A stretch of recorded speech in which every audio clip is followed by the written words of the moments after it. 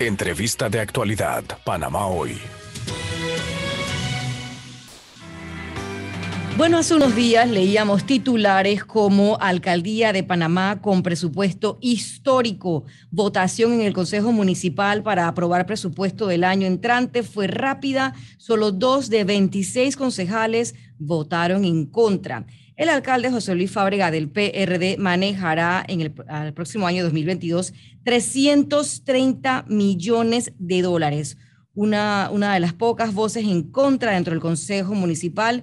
Fue el representante de Don Bosco, Guillermo Willy Bermúdez, quien nos atiende a esta hora. Representante, muy buenos días, bienvenido nuevamente a Radio Panamá. ¿Cómo se le explica a la ciudadanía la magnitud de ese presupuesto, 330 millones de dólares, en medio de semejante crisis que vive el país a nivel económico? Usted ha dicho que el presupuesto ni siquiera se debatió. ¿Qué le explicamos a la población? Sí, bueno, buenos días a toda la radio audiencia, gracias por el espacio.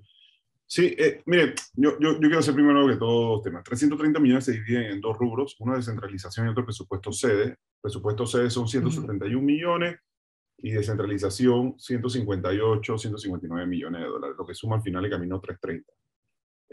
Adicional a eso, tenemos usualmente un presupuesto sede, lo máximo que se ha recaudado son 124.8 millones de dólares. O sea, nunca se ha recaudado 171 millones de dólares.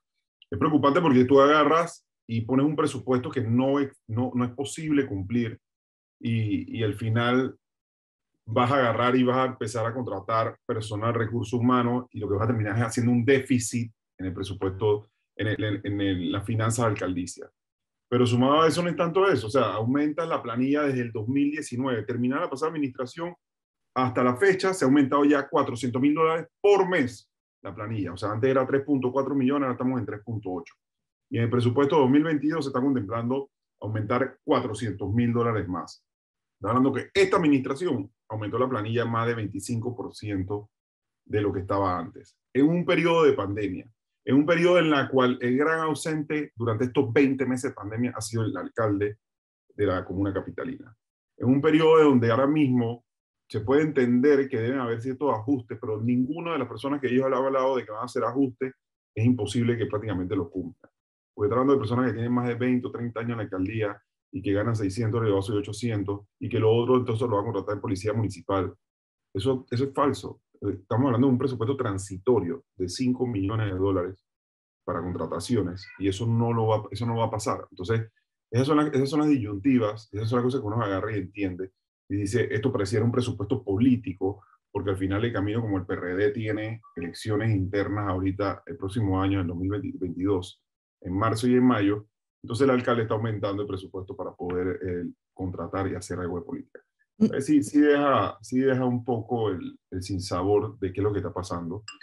Se aprueba sin siquiera responder la administración alcaldicia las preguntas o dudas que nosotros como concejales del distrito capital, porque dirán, bueno, tú nada más preocúpate de Don Bosco. No, nosotros somos concejales y nosotros tenemos que votar por un modelo de ciudad y por un proyecto de ciudad.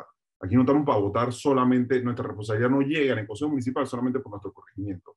Nuestra responsabilidad de los 26 concejales es aprobar los proyectos de ciudad. He dicho eso, ¿cómo nosotros aprobamos 330 millones de dólares sin siquiera responder? Y más triste aún, hablamos ya de $400,000 a la fecha de hoy de aumento, o sea, estamos en 3.8 millones de dólares de planilla mensual de la Alcaldía de Panamá. Y todavía la ejecución de inversión de la alcaldía solamente son 4.1 millones de dólares adjudicados, ni siquiera en ejecución, adjudicados. 5 proyectos de 4.1 millones de dólares a 2 años y medio de gestión. La pasada administración ya llevaba más de 300 millones de dólares con más de 70 proyectos ya en ejecución. Y esta administración alcaldicia no ha tenido la capacidad para poder arrancar ni siquiera la ejecución de proyectos dentro de la capital. 3.8 millones de dólares de planilla mensual. Mensual. Y están aumentando $400,000 más. $400,000 más. ¿Qué respuesta les dio el alcalde? Porque el alcalde No, debe ninguna. rendir El alcalde no cuentas al participó Consejo ni Municipal, siquiera, en ni teoría, siquiera ¿no? participó en las reuniones de la Comisión de Hacienda. Participaron nada más el tesorero, la directora de planificación y otra persona ahí que yo ni siquiera conozco, que es uno de los asesores de él, porque está lleno de asesores, pero ninguno lo asesora cómo ejecutar, ni cómo hacer los pliegos, ni cómo hacer los términos de referencia, ni cómo hacer nada. O sea, tiene una X cantidad de asesores que no lo ayudan a desarrollar. Y eso, nuevamente, es preocupante.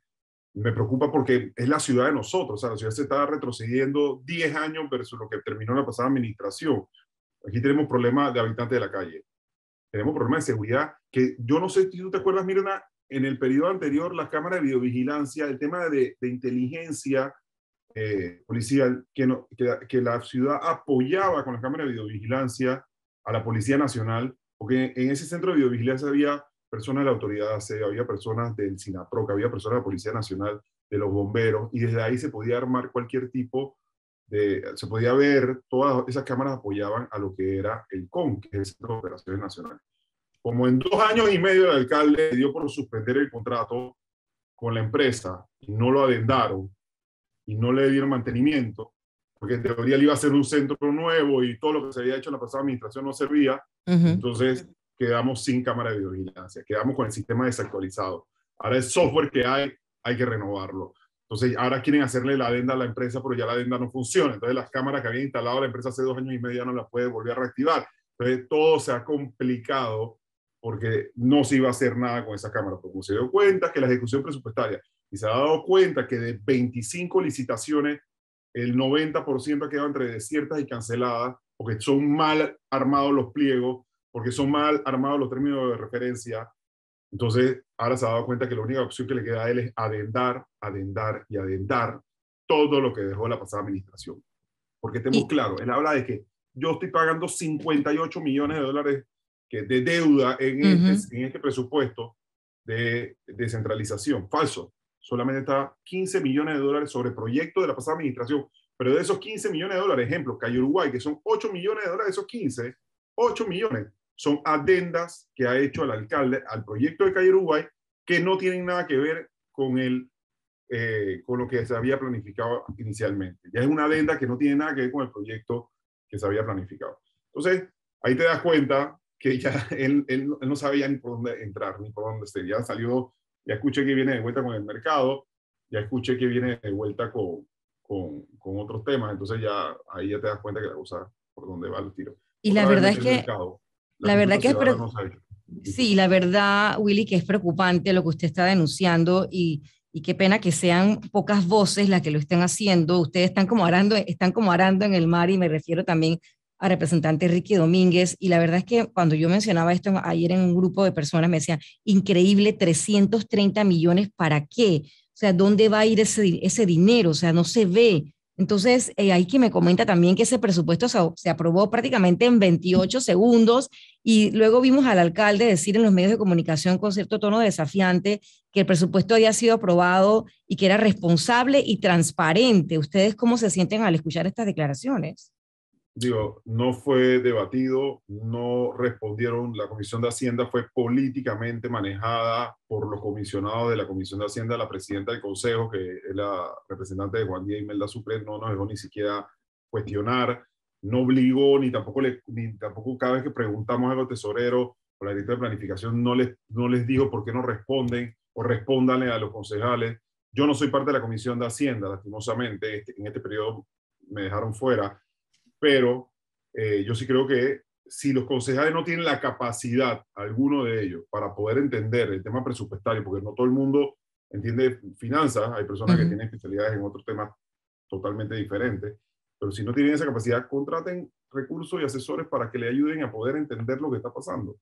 Pero en estos momentos, lastimosamente, han aprobado un presupuesto que no es, y nuevamente los concejales no somos concejales de cada corregimiento, somos representantes de corregimiento para ejecución, pero somos concejales de la ciudad capital que debemos aprobar proyectos de modelo de ciudad y proyectos de ciudad para beneficio de la ciudad. Y cada voto no es a beneficios meramente de mi corregimiento, sino es votando por la ciudad. Y ahora hemos aprobado un presupuesto que lastimosamente no se ve por dónde ellos van a agarrar una planificación de cuál es el modelo de ciudad que en este año quieren hacer. Quieren hacer ahora, ya entendido que vienen con el mercado, si no aprueban, si no se hace la consulta ciudadana correcta, yo no veo cómo ese mercado va a ir. Eso es lo que debería entender el alcalde. Ya te pasó con la playa, te empecinaste con la playa, querías hacer la consulta ciudadana como te da la gana. Haz la consulta ciudadana como debe ser, con los tiempos que deben ser y con la cantidad y con el espacio para que los vecinos participen, para que él pueda hacer su consulta de mercado. Si pasa la consulta ciudadana del mercado o del marisco, entonces se aprueba y ya, si la consulta ciudadana es positiva, yo voto a favor. Pero Willy, si la le consulta ciudadana saluda. no es positiva, no se puede. Willy, le saluda Alexandra Siniglio. Yo lo escucho hablar de los millones y escucho al alcalde también hablar de millones que van y vienen, y yo creo que al final el ciudadano no termina de entender a dónde va tanta plata, y como bien decía Mirna hace un instante, una ciudad que está prácticamente abandonada y en ruinas, sin aceras, llena de basura, sin luminarias, con tantos problemas del día a día, ¿no? Falta de paradas y demás. Usted habló de las consultas ciudadanas y recientemente hubo una consulta ciudadana importante en el área de Don Bosco, a la cual fue mucha más gente de la que se esperaba. ¿Qué ocurrió en esa sesión? Sí, bueno, digo, nosotros nos llega una notificación de que había una consulta ciudadana para hacer una asignación de norma de uso de suelo sobre un terreno de 5 hectáreas que está en la entrada de Don Bosco. Eso era por poner un patio de mi bus. Entonces, apenas nos llegó la notificación de que querían que nosotros convocáramos la consulta ciudadana, nosotros se la enviamos a todos los vecinos. No pensamos que iba a ser una convocatoria tan grande. Llegaron más de 600 vecinos de diferentes zonas de Don Bosco, siendo Costa Sur la zona más afectada, pero definitivo que las personas se preocuparon. Y les digo algo, o sea, yo creo que la gente en Don Bosco se siente muy identificada con su corregimiento. La gente tiene ese sentimiento de pequeño de orgullo, de amor, y yo creo que la pandemia, en vez de ayudarnos a achicopalarnos, que nos ayudó mucho a unirnos como corregimiento y como comunidad. Y vino acá y fue abrumadora. Entonces yo espero que ahora la Junta de Planificación haga su trabajo y entienda que la voz del pueblo es la voz de Dios. Fue totalmente voto en contra 100%, y lo que debe entender la Junta de Planificación es que ese uso de norma, asignación de uso de norma, no debe ir, porque es un patio de Metrobús, eso no es una piquera ni un punto de salida y ¿Por qué entrada. decirle no al patio? Porque ayer me comentaba una persona, creo que había una confusión también, muchas personas pensaban que era una parada, que era una piquera, No, no que le habían parada. dicho que no, que cómo era posible, que se requerían buses allá. ¿Por qué decirle que no al patio específicamente? ¿Cuáles fueron los argumentos que se usaron en esa sesión? Vamos, varias cosas. Primero de todo, Ujú. el acceso. Tú tienes ya de por sí Versalles, la entrada de Radial, perdón, la salida de corredor por Radial, por la rotonda de Costa Sur. Eso es, todas las horas pico es un tranque increíble. Pero te puedes demorar desde la salida de Radial hasta llegar a Versalles, que es la entrada de Don Bosco, media hora, 45 minutos un día normal. Ahora ponle 500 buses, entra y sale 24/7 ahí. Eso no es una piquera. Eso es todo el patio para poner los buses. El área este, que van a Mañanita, Tocumen, Juan Díaz, 24, etcétera, que van a salir desde ahí para montarse el corredor, para ir allá o para regresar de corredor de allá a entrar de vuelta al patio. Ahí se van a hacer chapistería, talleres, mecánica, entendí que abastecimiento de combustible, pegado a residencias de valor de $350,000 hasta residencias de $1 millón, pegado a una escuela privada que se llama la United School, que acaba de inaugurar y quedaría muro con muro al lado de este patio. No cumple el distanciamiento de los 12 metros, que debería haber 6 hacia un lado y 6 hacia el otro, porque ya todos estos desarrollos tienen años de haberse hecho, los desarrollos inmobiliarios. La devalorización de la propiedad sería inminente y prácticamente sería una quiebra total de todo el área de Costa Sur. Pero el tema de tráfico, el tema de contaminación, el tema de inundaciones que se crea y se afecta automáticamente, es un tema que la ciudadanía no iba a permitir. Y nuevamente, no fue un tema ni político ni nada, o sea, se manejó de la forma más transparente y ecuánime, en la cual los vecinos fueran, la empresa expusiera, la empresa expuso, los vecinos fueron. Es un patio, no es una piquera, no es una terminal, no va a aumentar el flujo de buses en Don Bosco ni en Juan Díaz a causa de que esté ahí. Sencillamente es ahí donde se guardan los buses, a las 2 de la mañana salen los buses, a las 3 de la mañana salen los buses, a las 2 de la mañana entran los buses, salen los buses, a las 7 de la mañana, a las 8 de la mañana. O sea, 24/7. No era algo que realmente tuviera un beneficio directo a la comunidad. Y bueno, ya como te digo, ya fue votado en contra. El arquitecto Tomás Sosa quedó de que si se votaba en contra, eso no pasaba a la Junta de Planificación. Así que nosotros confiamos en que no va a pasar. Es un caso cerrado entonces ese tema, ¿no? Parecía. Pero aquí no hay nada cerrado. Yo creo que aquí ha quedado demostrado de que lo que todo el mundo piensa que va a pasar, pasa lo contrario. Así que esperamos que sí, que sea cerrado, porque esto sí depende de 5 arquitectos urbanistas que yo espero que sí cierren. Y quiere decir entonces que estas consultas ciudadanas en teoría deben funcionar, y que creo que es importante el ejemplo de lo que se vivió esta semana allá en Don Bosco para que otras comunidades se animen y participen de las consultas ciudadanas, que es generalmente el problema que hay, que la gente no participa activamente, ¿no? Y eso nos comentaban también, don Willy, residentes de San Francisco, que también se están movilizando, y como bien usted decía, usted no solamente es representante de Don Bosco, usted también representa a la ciudadanía en ese consejo municipal, no exclusivamente el área de Don Bosco. Y los residentes de San Francisco también se están quejando muchísimo del tema de la inseguridad y del advenimiento de muchos locales comerciales improvisados que no cumplen con los decretos y las medidas. En ese sentido, usted mencionaba en varias ocasiones el tema de la policía municipal, y también del aumento, de este incremento de verdad escandaloso y significativo en el presupuesto mensual en cuanto a salario se refiere, pago de planillas se refiere mensualmente, 3.8 millones, una cosa exorbitante. Usted mencionó la policía municipal. ¿Qué se planteó en cuanto a eso específicamente cuando se aprobó este millonario presupuesto? Sí, bueno, digo, el alcalde lo que dice que él va a contratar más policías municipales para poner los parques, para poner no sé dónde, para poner en el otro lado de la esquina. No. Primero de todo, veamos una cosa. El presupuesto para recursos humanos es un presupuesto que se asigna a aumentar en personal transitorio de 4.5 millones de dólares. Eso ni siquiera significa de que vas a agarrar, y es personal permanente. ¿Cómo tú vas a contratar a un policía municipal? Que por sí el salario es un salario bastante bajo comparado con la Policía Nacional. Los beneficios de ser Policía Nacional son otros beneficios mucho mayores, tienes jubilación adelantada y demás. Cuando tú pones un tema de policía municipal y le pones personal transitorio, tú te das cuenta que eso no va para la policía municipal. El alcalde podrá decir que va a aumentar 250 pies de fuerza. Yo quisiera verlo a finales del 2022, si es verdad que pasó. Eso es un presupuesto político. El otro año tienes elecciones internas del PRD, empiezan en marzo y terminan en mayo con la escogencia del CEN. Ahí te das cuenta que esto es un presupuesto totalmente político. Y es una tristeza porque es un presupuesto que va a tener un déficit increíble. O sea, jamás se va a recaudar más de 120 millones de dólares el próximo año. Y el presupuesto es de 121 millones de dólares. 171 millones de dólares. Vas a tener un déficit de 51 millones de dólares. Y seguramente todo se vaya en funcionamiento.